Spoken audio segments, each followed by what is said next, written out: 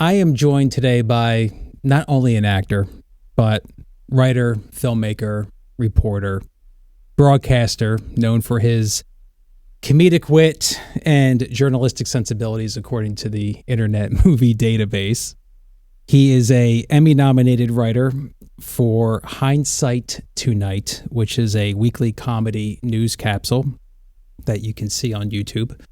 He produces it, he hosts it, and Hindsight Tonight also won the Gold Telly Award 2 years in a row for Best Online Series. He has appeared in numerous commercials, too many to mention, print work, television, film, and not to mention 3 years as the sole billboard spokesmodel for Manhattan Mini Storage in the Big Apple, New York City. I know, I saw it. It was awesome. I would buy storage off you any day. I'm talking about the one, the only Damian Muziani. Damian, thank you for joining me. How are you, friend? Paul, I'm great. You just pushed me right up into the stratosphere. You left out my best credit ever, though. What's that? Guest on Paul's podcast. Oh, you stop. I mean, come on, man. I mean, we're like 3 minutes into the gate, not even, and you're already. It's a classic already. I can tell. Butter. I can't believe it took 3 minutes to actually read all my stuff. I have to go back. It's like a narcissist cookbook, my entire bio. But thank you. That's very nice of you. Oh, you're welcome. You're welcome. I'm not even done. I just want to, before we get going, it's safe to say that no matter who I'm going to interview in the series, they probably don't have the resume that you have. And I just want to read quickly a fraction of the resume. Ghostbusters, Frozen Empire, Delco the Movie, Rustin, The Marvelous Mrs. Maisel, A League of Their Own, Billions on Showtime, hey now, The Foods That Built America, Blue Bloods, and I believe you did over a week on a new Adam Sandler project that's still on the down low. I mean, seriously, dude? And that's just a fraction. I mean, what witch's blood are you drinking? What's going on? How the hell did this all happen? It puts me in a tough spot, Paul, because I don't consider myself to be successful. I mean, if that's success, then oh my goodness! I feel like and I know there's many people who I know very, very well who have not had as much luck and as much success, and they're like, "Screw you, man! But mm-hmm. If this is the golden ring, I fail to grasp it." But it's very nice of you to say thank you. I don't know what the trick is. I mean, I got started late in acting. That might be something that's different than some other of my contemporaries. I was 31 before I ever took a stage anywhere for a play. Wow. And I really felt like I had to catch up because there were people that were, going to drama school and had degrees in theater and had a lot more experience than I did. And I guess maybe it helped me in some ways because I've talked to people who started acting young and they did it until they turned 30 or 31 and they were like, screw this. They had the door slammed in their face so many times that you just become jaded. You're hollow at these auditions. And me, I would be bouncing into the auditions like I'm 18, but I'm not, but I'm going up against other guys my age. I feel like maybe that gave me an advantage. I don't know, but I don't recommend my path to anybody because I made a ton of mistakes.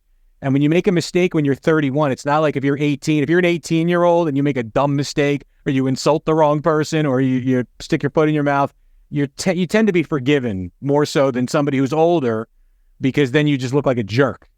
So it's been rough, but I'm still very, very lucky. It's very nice of you to say.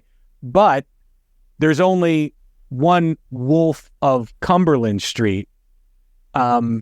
And that's what I call you because you got to be in The Wolf of Wall Street with Leonardo DiCaprio and you've shot off into the stratosphere. And I see you on TV all the time, man. Mm-hmm. I mean, besides the fact that we did an industrial like 1 billion years ago at JPL in Harrisburg, you then murdered me in cold blood on an episode, and that's somewhere on that resume. You skipped that one. We were going to get to that. Particular killer profile. I was going to get to you killed me.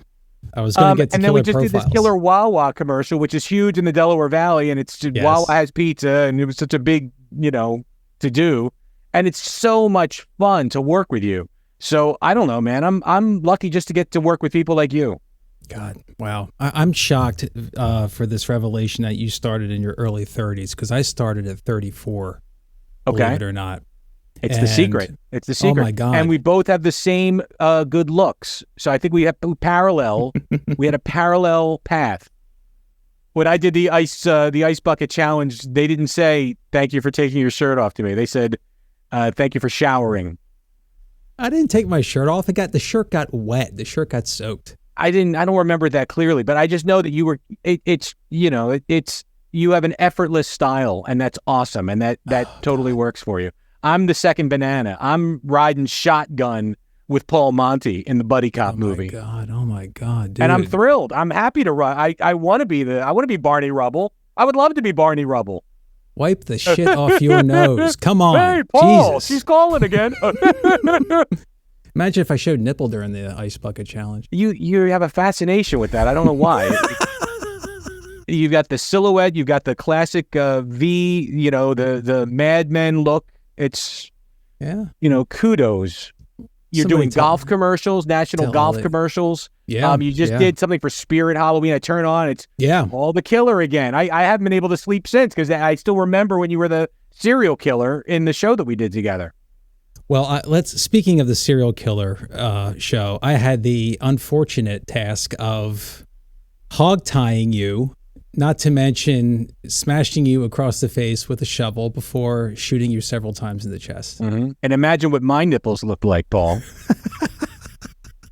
Sorry, continue.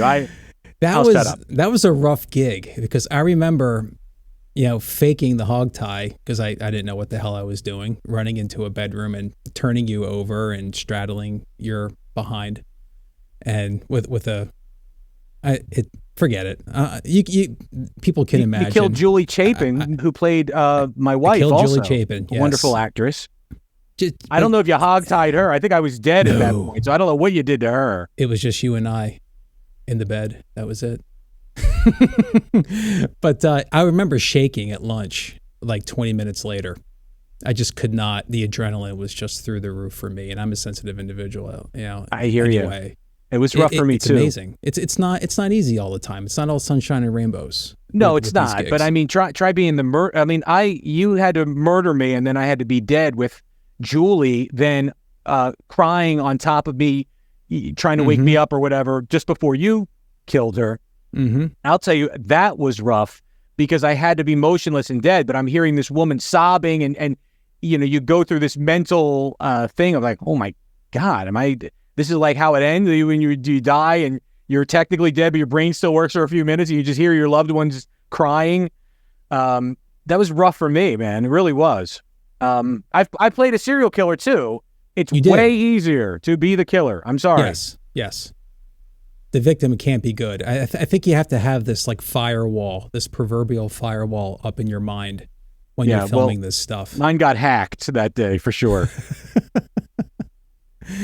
Well, we crossed paths obviously with the Killer Profile series, which was an experience, and another experience was obviously, as you mentioned, in 2023, we achieved local notoriety with the Wawa company. If you're not from the northeastern part of the country or Florida of the United States, Wawa is a convenience store that is now expanding nationally specifically into the Midwest of America. And we were in a commercial featuring their new pizza offering.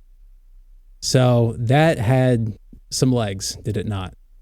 Absolutely. It was renewed. It ran for 13 weeks, and then it got renewed for another 13 weeks, I think. It's like half a year. Yeah. Absolutely.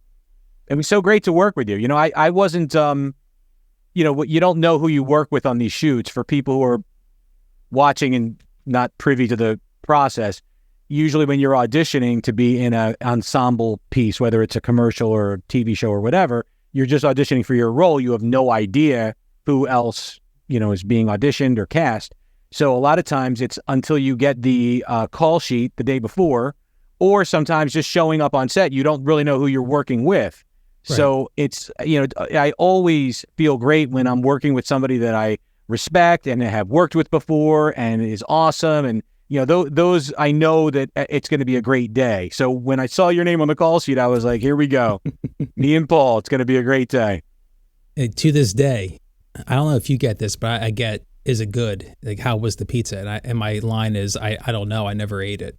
And I get this cross-eyed look from people. I had it like 3 or 4 months later. Like you had it on set, Paul. But I chewed it. Chewed it's different than actually eating it, savoring it, swallowing it, letting it rumble around in your tummy. Yeah. Yeah, I had a spit bucket. I had paper towels. I was really hungry that day. I ate all of my, although I think they put Vaseline on them, so I probably shouldn't have eaten the pizza that day. I can't confirm or deny the Vaseline. That surprises me that you haven't tried it. I have had it now. I have. I've had the Supreme and I've had the regular. Okay. And what do you think? Middle of the road. Middle of the road. And I'm a golfer. I golf with a guy who's a manager at a Wawa. And he told me that Wawa aims to be middle of the road, quote unquote, in their food offerings. Like good enough. Good enough that you're going to go in there and if you need a quick bite, you grab it. Okay. I mean, it's no one says that Wawa Pizza is going to beat their local pizza shop. That's never been in dispute. That's never been a debate. Absolutely right. But there's no good question. Enough. It's good enough. Okay, that's fair enough. I mean, I really rode that. I rode that out. I mean, I played poker with a group of guys once a month, and after it started airing, I would just go pick up a Wawa pizza and bring it in, and as I consider myself to be an ambassador to the shop without even getting a commission on it. I tell people it's great pizza after 2 a.m. Yes. Because if you're out and about at 2 a.m., you probably might be hungry. You might be facilitating the need for some food. There's no other pizza place open at 2 a.m. I mean, you're in a good spot. You're actually going to get a legitimate pizza, not frozen pizza, and it's in my opinion, it's better than what you get at Domino's. So you'll have an actual decent pizza at 2 o'clock in the morning when you're hammered. Mm-hmm. Everyone remembers being hammered in a Wawa. No matter what, like it's been around for so long. Grandparents, they're like, I remember I was loaded and we ran a hoagie in Wawa. And so now you just associate yourself with the munchies going in there, and the pizza is the perfect thing. The only detriment is you do have to wait for it. That's the thing. You will be standing around for 10 minutes. But I mean, the people making hoagies at 2 a.m. in Wawa, they're not exactly Speedy Gonzalez back there. They're going to be taking their time. You're still going to wait 10 minutes for a hoagie. So order the pizza, I say. I think that could be a new Wawa slogan. The later it gets, the better we get. That's awesome. I mean, there you go. Free advertising, Wawa. Take it. Just give us a nickel every time you sell a pie. That's all. I would take it. My God. I'm still wrapping my head around your early 30s when you started. So the bug for me to be an actor was always in there since childhood. But I'm a kid from Pennsylvania. I'm from nowhere. This doesn't happen to people like me. No one from where I'm from can do something like this. The people on the TV and on the movie screen, that's for other people. But it was always in my crawl. And I didn't do anything about it until college. College for me was when I did the theater. I did TV and film tracks in college. And then I went through a decade of a desk job before I had the cojones drop for me to say, hey, I'm going to give this a shot. I'm going to give this a real shot. Can you say that you had a similar thing going on in your mind? It is very similar. As far as acting in college, I actually went for filmmaking. So it was in the ballpark. It was, and of course, any short films that I made, I threw myself in. I was one of the characters in the films, but I wanted to approach it more from a storyteller. I feel like I'm a storyteller first and an actor second. So it's the same situation. I graduated. I ended up doing like a desk job. And when I was 31, my oldest sister, who had some acting experience, was auditioning for a play in Pittman, New Jersey. And she had said, hey, why don't you audition? There's a couple roles. You might be good. And I was like, I don't know what I'm doing. She goes, oh, you'll be fine. So it was a community theater production of The Man Who Came to Dinner. And I got cast as the butler of the family in the house that has dinner. And that was my first acting of any kind. So it was I didn't know what was going on. I didn't know what a table read was.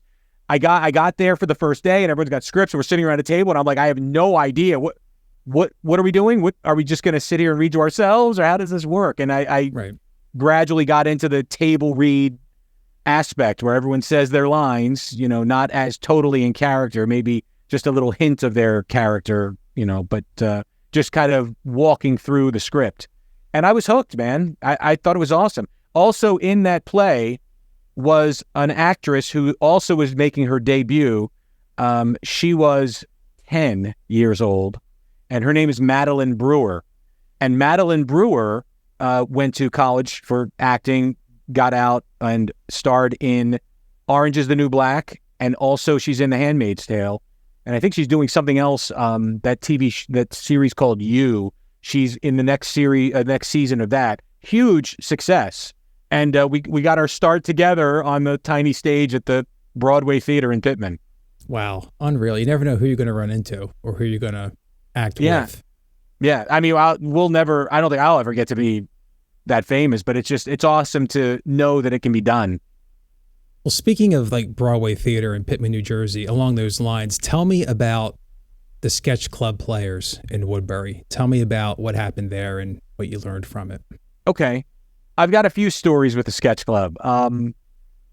Small theater, small 90 or 99 seat theater in Woodbury, New Jersey.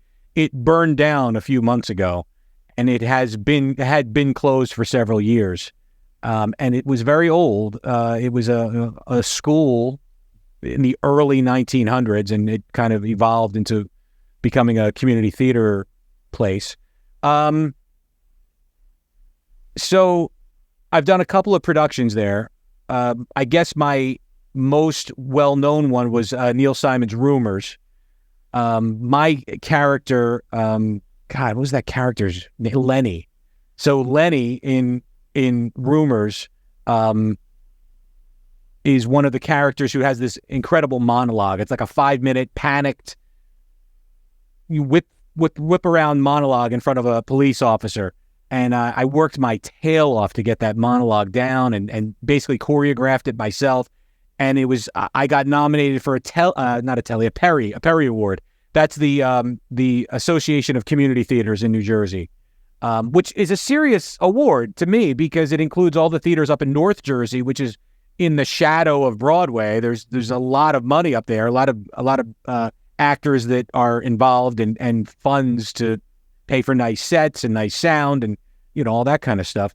So I was shocked. It might have only been the 4th or 5th play I had ever done.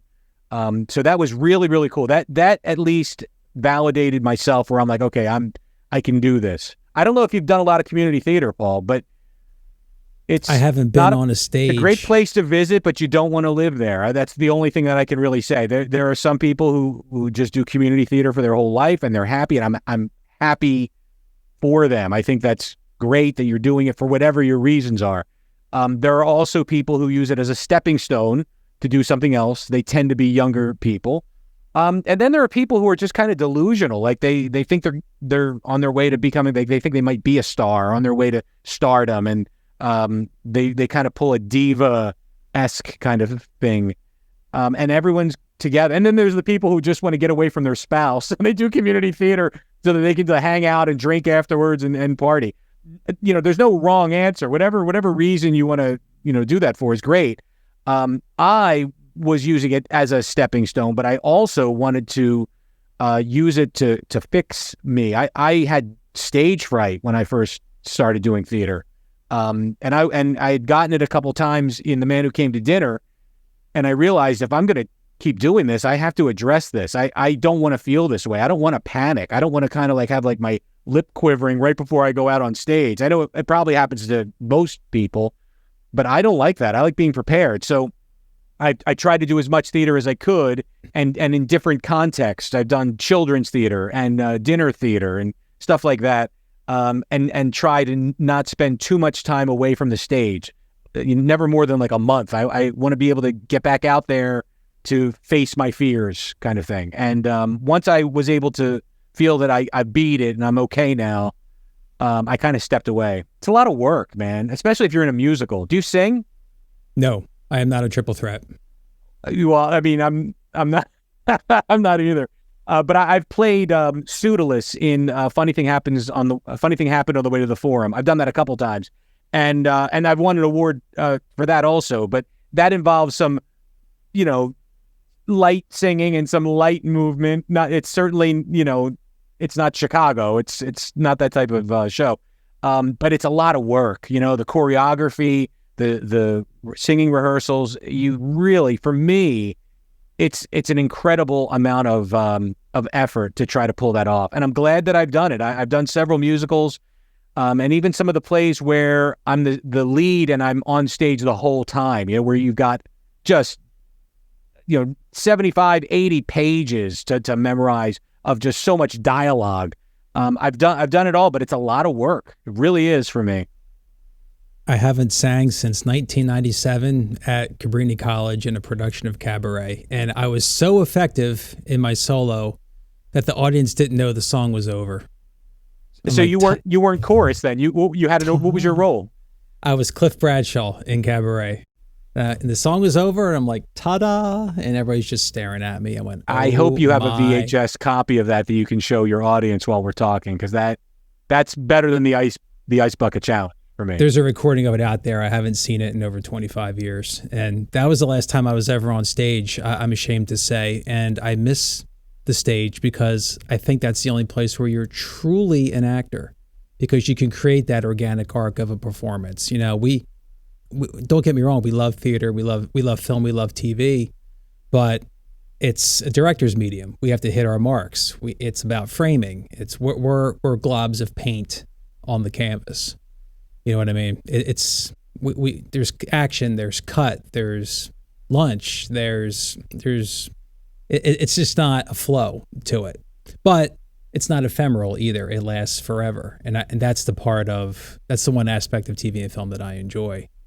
But I do miss it, and I do regret not being on a stage in quite a long time. But getting back to the stage, as far as your stage fright, was overcoming it just like exposure therapy, just being on stage over and over and over to the point where we were just like, I'm over this? Yeah, well, it had started. I didn't have a handle on it, and once I did my second or third play, it was something where I think what had happened was I was doing theater pretty regularly every several months, and then I took a little bit of a longer break. It might have been a year, so I kind of just, for whatever reason, didn't do another play for a year, and then when I took on another role, it came back. It came back, and I was like, oh my God, I've learned nothing about stage fright all this time. Here I am panicking again, and I thought, I can't take a year off. I have to stay in this, or I'm going to get rusty. It's gonna come back if I don't work at it. So when that happened, I realized no matter what I do, I need to be able to stay in front of an audience. So they invited me to join their children's theater troupe at the Ritz Theater Company in Oak Lynn, New Jersey. They'll tell you it's Haddon Township, but the Oak Lynn Haddon Township area in Camden County. And for me, I accepted it. I thought, wow, this is great. I love being a clown, for kids, and I liked throwing some humor over the kids' heads to the parents that were in the audience too.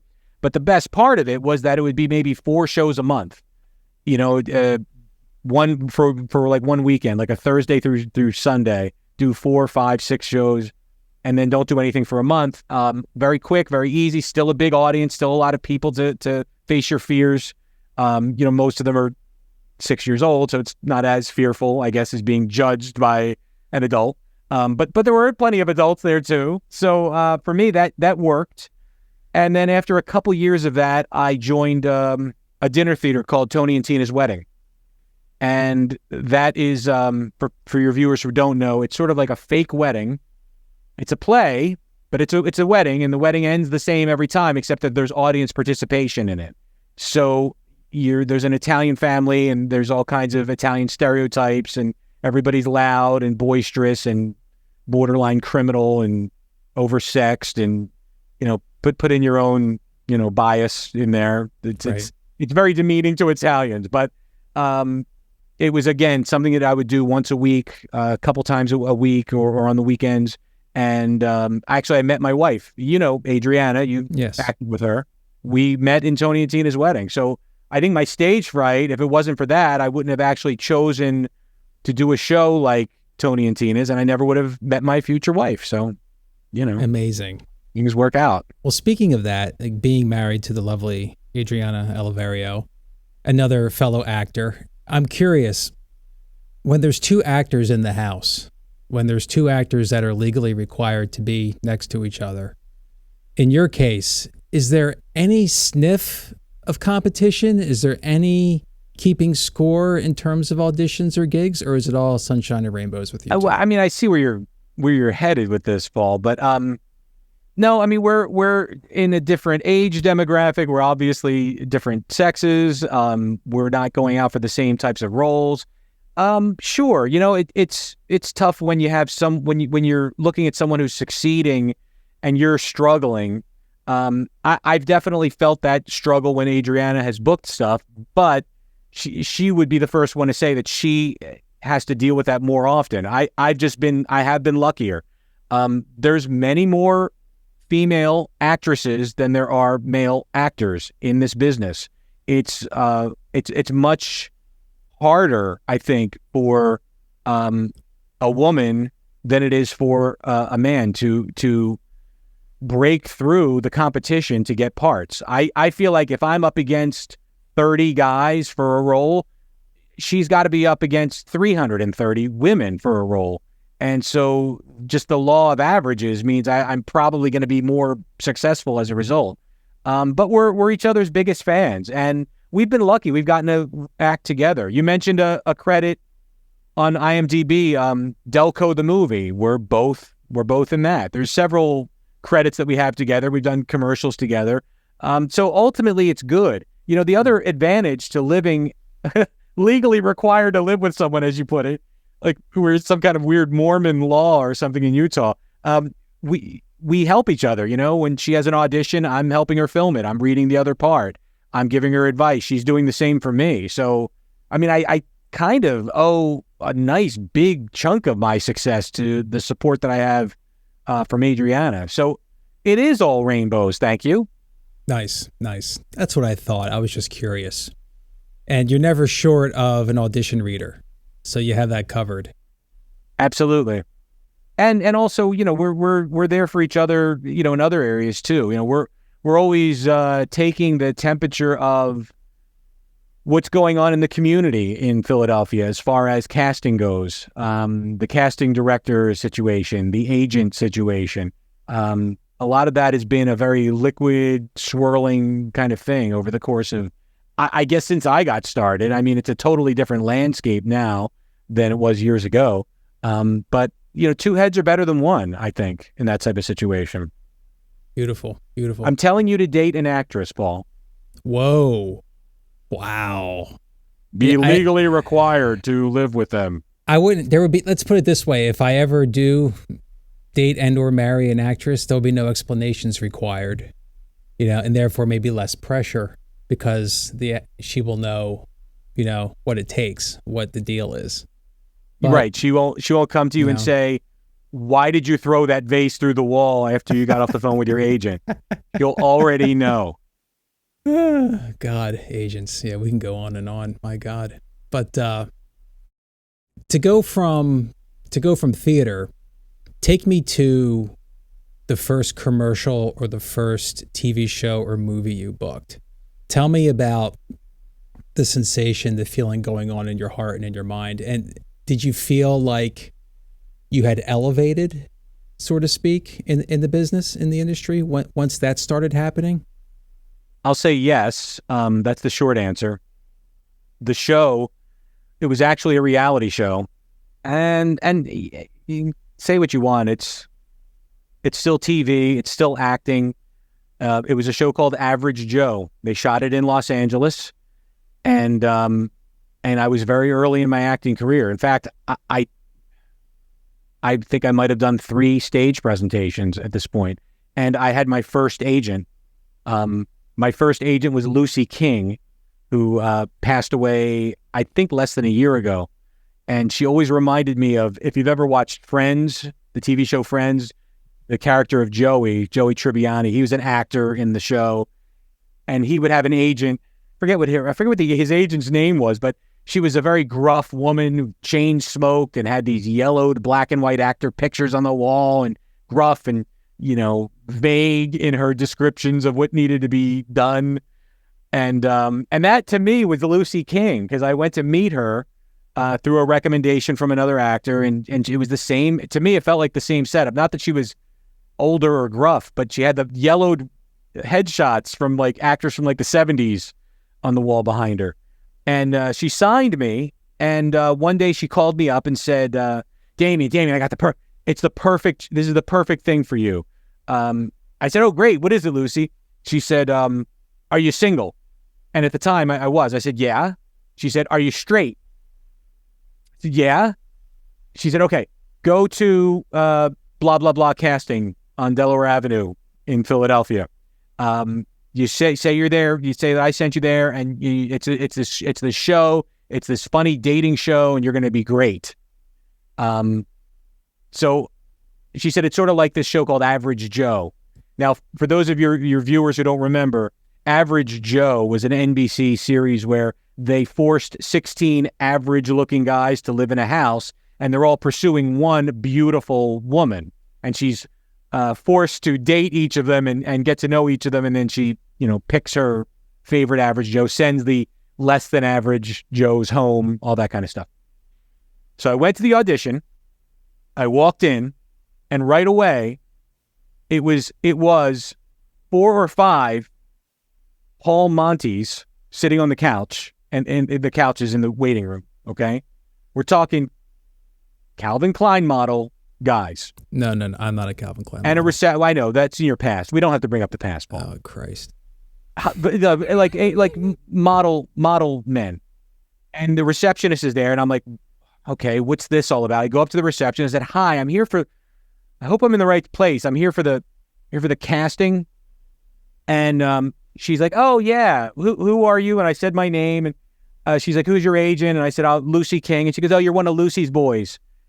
Like, yeah, one of Lucy's stud boys, I guess. Yeah. She goes, well, just have a seat. They'll bring you in. So there were 3 producers from NBC in the room, along with the casting director and an assistant. And, they were calling the other guys in, and I just thought, this has got to be a mistake. I don't know what this is, but this is ridiculous. So I just thought I would be funny. And this is how I was, as a 30-some-year-old novice, putting my foot in my mouth and doing the wrong thing. When they called me in, I just kind of went in and I just said, yeah, I got a pizza here for Lenny's Pizza. Who ordered the double anchovy? And they all just looked at me, and then finally one of the NBC producers just started laughing, and then everyone else was like, oh, ha, ha, ha, ha, ha, ha, and I was like, shoo, okay, I'm making a joke. So I came in and I said, hi guys, I'm not really the pizza guy. I'm here at the audition. I said, I'm clearly my agent hates me or something. I see these guys coming in. I don't think I'm what you're looking for, but I'm here. And they were very nice. They said, yeah, you're right. You're not really what we're looking for. We're shooting this show called Average Jane, spinoff of Average Joe, where it would be 16 average women and one, super, diesel powered Paul Monty, looking guy. And I said, okay, well then that makes sense. I now I get why these guys are in your waiting room. But they said, but you know what? You're here. They just started talking to me, and I just started riffing, and I made them laugh. I just kind of said whatever. So they said, well, look, we'll keep you in mind. We might be doing another season of Average Joe. We'll keep you in mind. I said, great. So I left, and I called up Lucy King, and I said, Lucy, you sent me in this place with a bunch of Calvin Klein models, and I'm embarrassed. She goes, oh, don't worry about it. Don't worry about it. I'm sure they loved you. I'm sure they loved you. Okay. So I just chalked that up to fine, moving on, nothing. 7 days later, Lucy calls me and says, they want to book you on Average Joe. See, I told you, you're perfect. I told you you'd be perfect. And I'm thinking to myself, okay, great. So they flew me to LA. I spent 3 weeks in Los Angeles. I shot the series. It premiered on NBC. And it wasn't acting. And back then, reality shows were like the enemy of actors. I mean, they still might be a little bit. If you were a reality show, you're stunt casted. You're not an actor. And yet, most of the other Average Joes I was with were actors also. One of them is a guy that I was friendly with, Gino Caffarelli. He was in the Capone movie. He did Sopranos. He was in the Pam and Tommy lead movie, the Terrifier horror film. The guy's got a really great resume. These are all actors. And some of these guys weren't even single. Like, they told their wives and girlfriends, just play along. We're just going to play along. They would go and shoot it. So that I was taught a lot about the process from that as well. That was ballsy. My first foray, and it happened very early on, and I thought it would be a fluke, but things continued to snowball. So I wouldn't trade it for the world. I got to go to Los Angeles and live in Burbank and pretend I was somebody for a couple weeks. Wouldn't love that? Right. I can't imagine, though, telling your wife or girlfriend, especially your wife, hey, I got this gig.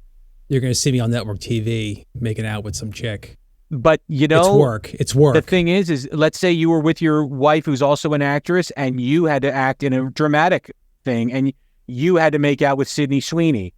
Mm-hmm. What is she going to do? Stand in your way? It's acting. It's fake. It's, how can you possibly manufacture a real relationship from this crazy setup where they force one woman to date 16 men and 95 cameras all around and all that stuff? It's just part of the deal. It's part of the process. If it's a scripted series or a show or a movie, that's one thing. But if it's reality, where you're supposed to be yourself, it is. But alcohol's involved. I'm sure there was booze on the set. There was, but the thing is that there was a path.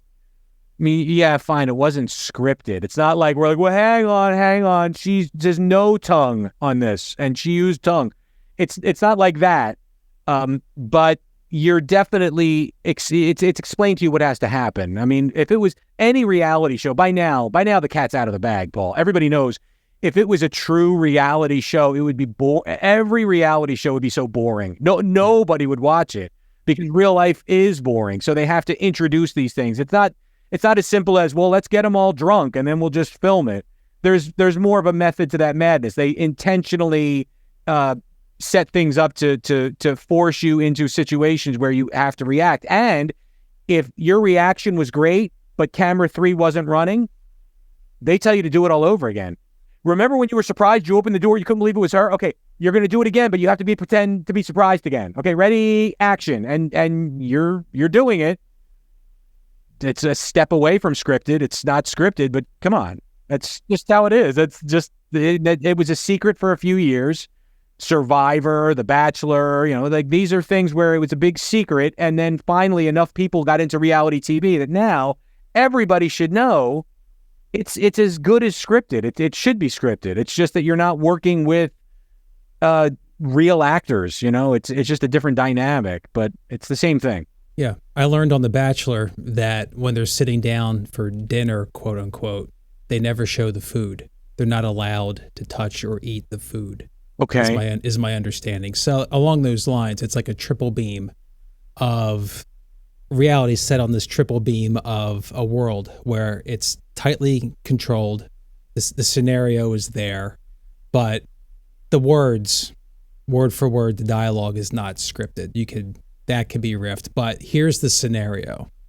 So I get what you're saying. Yeah, and if it's not right, then you do it again and do it again. You caught lightning in a bottle and you said the right thing, and oh my God, that looked really good. However, the lighting wasn't good. But can we get crossing? Let's get some lights in here. Okay, we want to move this. Let's move to the 75 millimeter lens. Okay, now do it again. Do that surprise thing again. And it's to me, it's the same as acting. It's just you happen to stumble on something in an improv moment and you have to do it over. Half of the movies with Will Ferrell, Anchorman and Adam McKay, there's so much riffing going on, and they just come up with funny lines and they just say stuff. You see it in the blooper reels, and a lot of that stuff they keep. But the thing is, if it's really funny and they keep it, they'll say, do it again, do it one more time, do it like this, and it's the same thing as reading a script as far as I'm concerned. There is no reality in reality.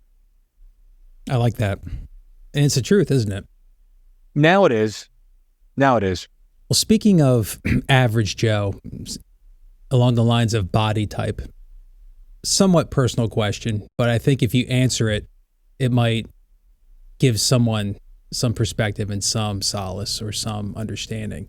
Okay. There are times in your career where you weighed more than others. And I just want to know, does the shape of your body or weight, either too much of it or not enough of it, did that have any barometer? Did that have any change on your booking barometer? That's a good question. So for those of your viewers who are watching, when I started my career, I would consider myself to be average weight, not thin, but like average-ish. I then went through a period of time where I started putting on a ton of weight, and I was above average. I was Jackie Gleason-esque, I guess you might say. No, I know that you know that I know. Fat. And then I proceeded to lose weight, and now I'm pretty much at my fighting weight, close to my fighting weight at this point. I think I've come full circle. The thing is that almost all of this was intentionally done. As I started booking roles early on, for me, I found that you have to pick a path.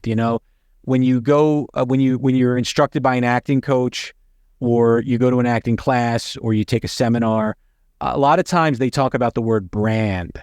What's your brand? What are you? Now, Paul, and I'm not going to keep dumping these leading man things on you. I know you're not comfortable with it, but you got to come to grips with it. You're the leading man, dude. What are you, 6'3"? 6 feet. All right, chiseled looks. You got the blue eyes. You are. There's no question that you should be considered for leading man roles. And even if now you're a little older, maybe it's still the leading man, the CEO of the company. Here's role a tissue. Wipe the shit off your nose, will you? But thank you. No, it's you know that's the case. So I'm not going to keep harping on it. But for me, even though I would love to do a leading man role. I'd love to be, the star of the film and the guy who saves the day, gets the girl, wins the money, whatever. But the reality is there was much more of a demand for me to not be that, to be the funny, the heavy, stumbling around guy. And man, I can stumble around. I'm a hilarious pratfaller. I'm very John Belushi-esque when called upon. It just got easier for me. So for me, but I think I said this earlier in this interview, where if I'm auditioning and I'm up against 30 guys, well, now if the role is big, heavy set man who has to take off his shirt and look like a giant flesh gorilla, and interact with people in the TV show Billions, I'm not going up against 30. I'm going up against maybe 6. Okay, and that increases my odds, and I book the roles. So there was a time where I had to say, do I want to work? Do I want to, continue booking and have this be my brand as the fat guy? Or do I want to start being more health conscious and losing weight and then just let the chips fall where they may? So ultimately, as I got older, and, Adriana was a part of this too. She's like, I love you no matter what, but, I would love it for you to be healthy and to feel healthy.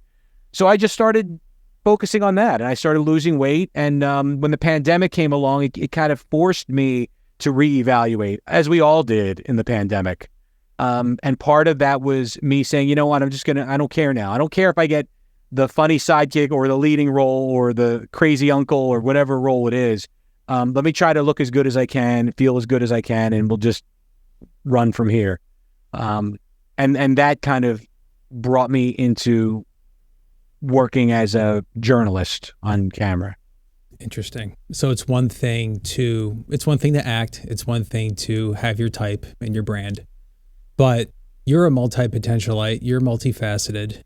You are a reporter, you're a writer, and I have to imagine that those inclinations eventually triggered what became Hindsight Tonight. Tell me about the genesis of this series that you created. Okay. And again, for those of the viewers who don't know, Hindsight Tonight is a roughly 3-minute capsule recapping news stories from the previous week, usually 3 stories that I report on and then editorialize and kind of make fun of and maybe try to stretch the envelope a little bit and throw some facts or truth or a different point of view that people might not get from whether it's biased media or whatever you call mainstream media or left or right or whatever. I try to just come from an angle that you don't see elsewhere. And it started after the pandemic. It was in the fall of 2020, and I had submitted myself for an audition. This wasn't so much an acting role. They were looking for someone who had a journalism background. I minored in journalism in college. They were looking for someone who could play the part of a grizzled old newspaper editor who would be kind of like sitting at his desk with a smoky atmosphere and his typewriter and a brown bag that might have some hooch in it that he's drinking from, and that kind of old school look. And they wanted him to take 3 headlines from a newspaper and talk to the audience and kind of riff in a comedic way on it. So I thought I got a handle on what they wanted, and I did my version of this story, and I thought it was great. I was like, dude, I'm good at this. I can come up with clever wordsmithing, and I can give a different insight to some of these stories and come up with funny punchlines and all that. So I submitted it, and I was thinking, I'm at least going to get a call back, and then we'll negotiate, and then this thing will take off. And nobody called me. They might have called the police on me. I don't know. I didn't hear anything from them. It was crickets. And it bugged me. And I was like, screw this, man. I'm really good at this. I'm just going to do it. I'm going to pretend like I got the part, but I'm going to produce it myself. And so I just started doing it. And I kind of started working at the tail end of the presidential campaign for 2020. And I tried to make fun of as many people as I could. I was making fun of Trump. I was making fun of Biden. I was making fun of the Supreme Court. I was making fun of as many people as I could. And it wasn't just political. I would work on celebrities and people acting crazy out there. And it kind of just turned into something that was fun. And it kind of, for me, replaced my stage fright issue. It kept me from getting rusty from a performance standpoint, and you know this better than anybody. When you're auditioning, you might have to read your teleprompter. You have to be very sharp. You have to enunciate well. You need to have a nice set. You have to be able to produce quickly, put things together, edit things together. The only thing that's not required is scouring the news for articles and writing your own copy. But other than that, everything else was kind of being an actor and doing that thing. So for me, doing that process every week made it much easier for me also as an actor, because now I'll be asked to do teleprompter, those medical industrials where they want you to read 3 pages of copy and a bunch of hard medicines to pronounce, and you've got to bang it all out in one take. Yeah, you're stuck. You can't just keep stopping and starting it like you see on those YouTube videos. So for me, those I bang out very quick. I just did one yesterday. It was like, boom. I didn't even prep it. I just banged it out, sent it off. I know it's good because I've been doing Hindsight for so long that I've attuned myself to that method. So there's that. And then it started to get noticed. I put it out to some people who were in the news world, and it got favorable feedback. And so I sent it to some people that were associated with some of the TV stations that I've worked with, and they said this stuff is quality. Like you could put this on TV. This is something that you could be like a little bumper for like a late night show or something. So I thought, all right, let me just keep doing it, and we'll just see what happens. So within a year, I got several Telly Awards for the show. I got an Emmy Award nomination for my writing for the Mid-Atlantic Emmy Awards.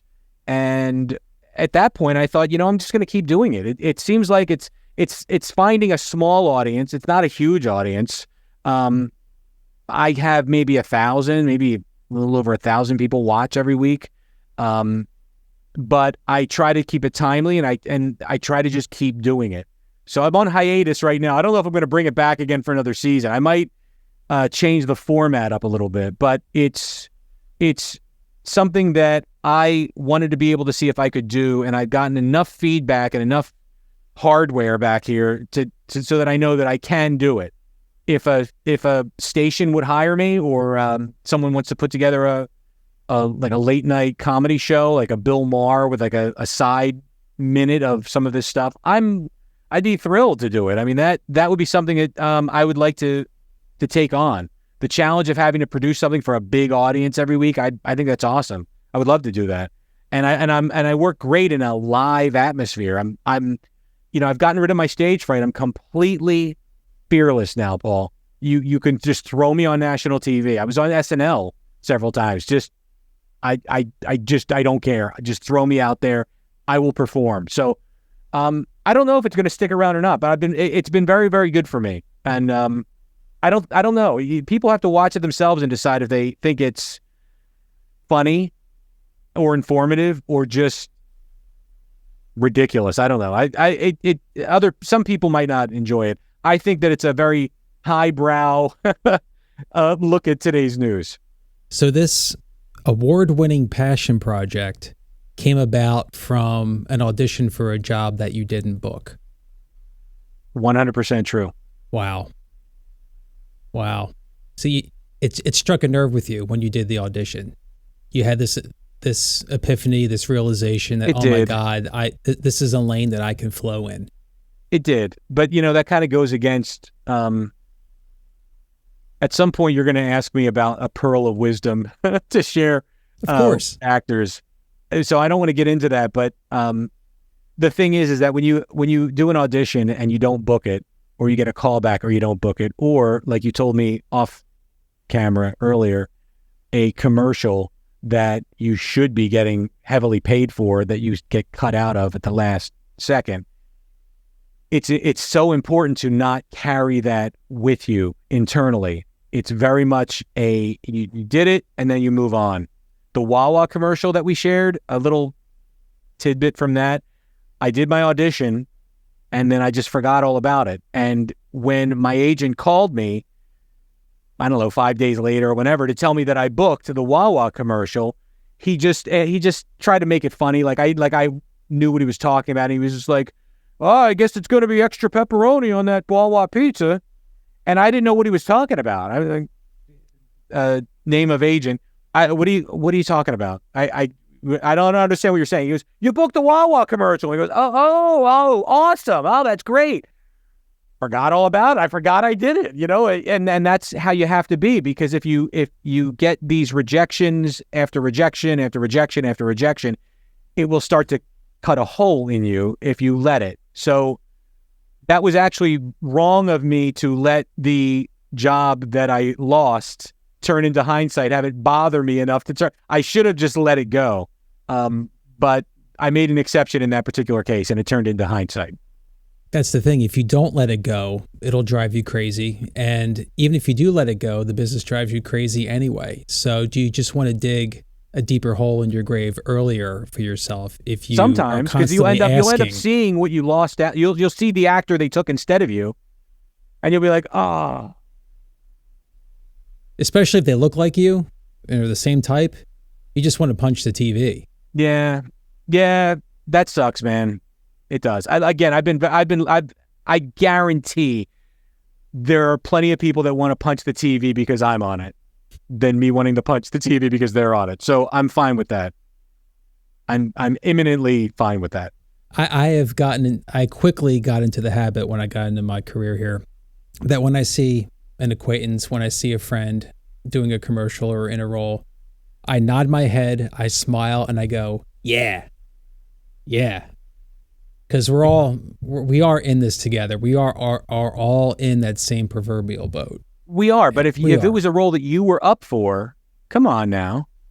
there's going to be a twinge of anger there, but I mean, I don't have a halo. I have to shine the halo, but the halo is, off right now. But of course there's going to be that. But in my experience, I would say 48 out of 50 roles that I didn't book were cast with people who were not my type. Okay, fair enough. So it's okay if they go in another direction. Yeah, but if they look like you, yeah, or deliver like you, then you'll if maybe be a little upset. If a role I went out for is cast with a 3-foot Asian midget, then my heart rate doesn't change one bit. Smaller person. Insert 3-foot different type, Asian, anything. smaller person. Yeah. The guy. Any type other than me, insert that here. And then I'm like, okay, that's fine. That I can live with that. That's cool. Because then you start to think, well, if the person looks like me and is my type, then what the hell did I do wrong? Am I still competent? Am I doing my job? Yeah. And I tell people, totally get it, but that's normal. And I mean, really, I just think that's natural. That's a natural emotion. And I root for people that I know and book. I root for them all the time. And I did a commercial for a company called Paycom. And it was a series of commercials, very, very lucrative, was all over the place. And some of the co-stars, some of the people that were in the show, in the commercial with me, I see them booking other jobs all the time. And I'm like, you go, that's great, awesome. And I really feel, I like to feel like I know that person. I worked with that person. I feel like I'm part of the team, It's great. It's fun to see everyone succeed. I wish everybody could succeed. But it's important not to dwell on the times that you're not one of those people. You can't. And people go, especially in our age of self-tapes, there's positives and negatives to it, obviously, but people say, I want to be some people say, I want to be in the room. I miss the feedback in the moment. And I go, well, try to hit the bullseye. Try to be in the ballpark. You don't have to hit a bullseye, but be somewhere on the dartboard. And if you're getting the audition to begin with, that means casting believes that you are the answer to the problem. Take that as positive feedback. There you go. You got the audition. Let that be enough for the moment. You could be a self-help coach. You really should, Paul, because you have the experience to be able to share your wealth of knowledge to people who might just need a different spin, look at things a different way. I think you'd be awesome at that, but sorry, sidetrack. Thank you. No. But maybe we're doing that here. Who knows? You never know. I don't know if it'll affect me. Hopefully I'll glean some kind of positive eternal force from it. I don't know how deep this vein goes. I don't know how deep the mind is going to go. We're going to chip at it through a few episodes here, but eventually the squid will be out of ink. You brought the tissues, and I'm happy to use them. I knew I needed it for this episode. I know there's going to be a lot of stains to remove, if you know what I mean. I do. So, unfortunately, you mentioned the pearls. So, what's the pearl? What is Damian's pearl after many, many years and dozens of gigs and experiences in this godforsaken business? Okay, so the pearl of wisdom would be something that I would share to viewers of yours who are in the industry or in the fringes of it or know someone who is. I don't know who your target audience is, Paul. I don't know who's going to watch this. You're going to have plenty of females watching it just for you. So I don't know what they'll glean from my pearl of wisdom. But I can say that what I've learned from the industry is that I used to have an incredible lack of just overall discipline. I was a class clown in school, and I've always been a put my foot in my mouth type of guy. And there's plenty of people that would back that up. Never so much intentionally, but I lacked control. I lacked discipline. And now, because I've spent enough time in this business where I've kind of learned how to play the game, learned how to work with other people. Am I cynical? Absolutely. Am I less trusting of other people? Absolutely. I have a couple of horror stories that we won't get into, and I'm sure we all do, but they're ones where, to me, hey, look, I've met great people in this industry on stage, in newsrooms, in radio stations, on film sets, on TV sets. I've made great friends and really have been in awe in how some people are able to conduct themselves and just how they have a handle on how to navigate the waters of this business. But I've also encountered really bad people, a minority, a very slim minority, but terrible people, and they're across the board. They're actors, they're theater staff, they're casting directors, they're producers, and a lot of them are just have a lack of discipline themselves, I guess. And now I fully trust myself, my instincts, and what I like to think is my intelligence. I trust myself to be able to navigate these waters. So the pearl of wisdom is you will learn a lot about yourself in this business, and I think you'll be a better person for it. An acting career is kind of like basic military training for your soul. And I just hope to be or honorably, I guess, discharged one day. The ride never ends. You see it all the way to the end. Well, and if that's the case, I'm going to need a Purple Heart. You deserve one. I was going to say Bronze Star. I don't want to see you get injured, Paul. You'd have to be injured in the line of duty to get the Purple Heart. We can't disfigure that face. No. I want to survive a little more. I don't want my mom to be a Gold Star mother. I really don't. I'll just take the Purple Heart and move on. Thank you. You've earned it, Paul. I bump into you here and there, and every now and then I think about this time that you and me and another actor were doing this SAG workshop, something in Philadelphia. It was years ago, but we all had to kind of pick out an ad to read. I think mine was for FedEx or something, and we each kind of winged it. And when we got done, there were a lot of actors in the room, and I thought, man, here I go tooting my own horn, but I'm thinking Paul and me, we're really good, and I don't think anybody else was, but except for the third actor, he was also very good, and to me, I'm like, man, I must really be out of my mind, but I feel like we get it, but nobody else does, and it's funny. There's a few people who I feel like are on the right path. They're naturally engaging in their delivery and in their material and what they do. And there's many more people who just don't hit the mark. I don't know if I still can. I did that day though. I know that day I felt very good. I might just have sucked the whole time regardless, and I just thought I didn't then. But you have got a gift, and dude, I look forward to seeing, every time you're on TV, whether it's a commercial or what did you do? You did a primetime show. What did you do most recently? One of the crime shows? Not Law and Order. Banshee, Law and Order? Yeah. No, you did Law and Order. Yeah. Yeah. Dude, organized crime. Yeah. So I mean, when I see you do that, it's just awesome. It validates. I'm like, you know what? I was right. I was right about Paul, because look at him now. And I don't know. I just thought I'd share that. Well, the feeling's mutual, friend. It really is. I mean, I didn't realize our paths were so parallel.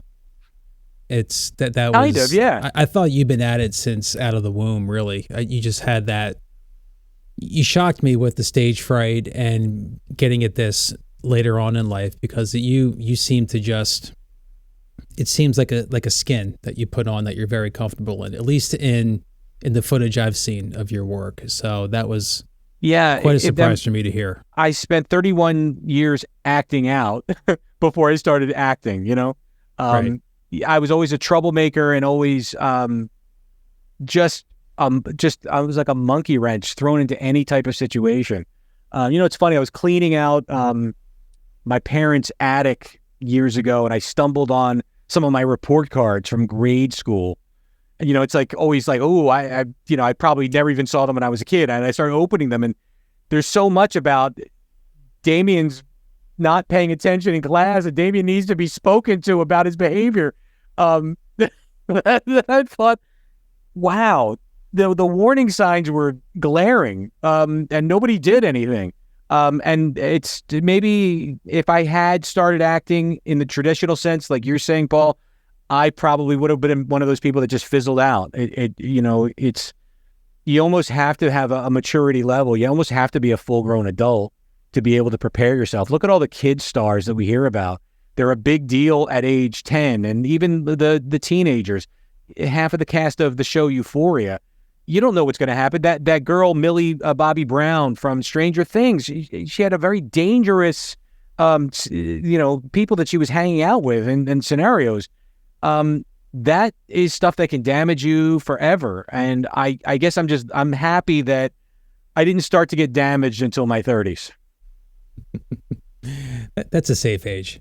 It can't happen in the single digits. It has to be a couple decades have to go by, I think, before that starts. Or not. I mean, I don't know. I guess you could look at like Jason Bateman. He was a star as a kid, and he seems to be well adjusted and still a big star. I guess there's exceptions to every rule, but for me, I feel like everything happened at the right time. I would not be where I am. I wouldn't have my wife. I wouldn't have the success that I've had. I wouldn't have had the luck that I've had if it didn't happen just that way. So, and it never ends, dude. You and me, I'm expecting us to be the Sunshine Boys in a couple decades. We're going to be still plugging away at this. So looking forward to working with you again.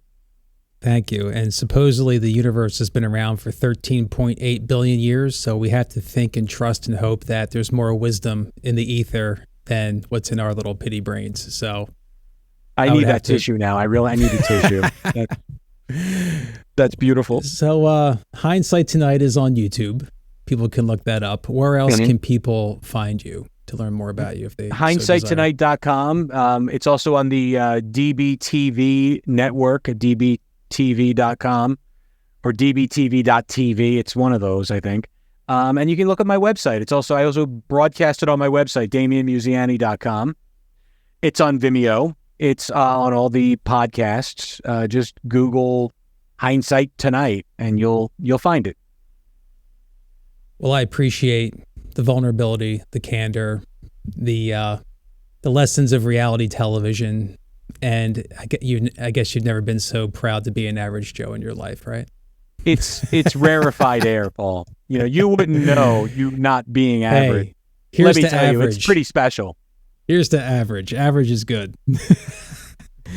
Damian Muziani, I appreciate your time, and let's do this again sometime, shall we? I love you, Paul. Thank you so much for letting me be on your show, and I hope it's a big success, and I look forward to watching it on a regular basis. Let's do a gig soon.